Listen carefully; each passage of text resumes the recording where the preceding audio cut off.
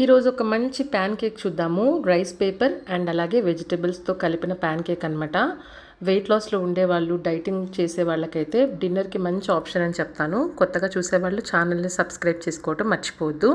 మీ దగ్గర ఉన్న వెజిటబుల్స్ని ఈ విధంగా ప్యాన్ మీద వేసి హై ఫ్లేమ్లో ఒక 2 to 3 మినిట్స్ పాటు వేయించుకోండి, సాటే చేసుకోండి. మరి ఎక్కువగా కుక్ అయినా కూడా బాగోదు, కాస్త క్రంచీగా ఉంటేనే బాగుంటుంది. నేను కాస్త టోఫుని కూడా మిక్స్ చేశాను.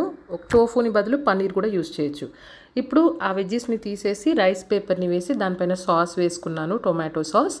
అలాగే ఇదిగోండి వెజ్జెస్ని వేసేసి కాస్త చీజ్ని కూడా యాడ్ చేశాను నేను. ఇదిగోండి ఇప్పుడు దీనిపైన మళ్ళీ రైస్ పేపర్ని వేసేసి 2 వైపులా కూడా చక్కగా ప్యాన్ పైననే ఫ్రై చేసుకుంటాను. కాస్త క్రిస్పీగా అవుతుందన్నమాట ఈ లేయర్ అనేది. అప్పుడు మనము నైఫ్తోని చక్కగా 4 పీసెస్లా కట్ చేసుకొని మీకు నచ్చిన సాస్తో ఎంజాయ్ చేయొచ్చు. ట్రై చేయండి, చాలా బాగుంటుంది.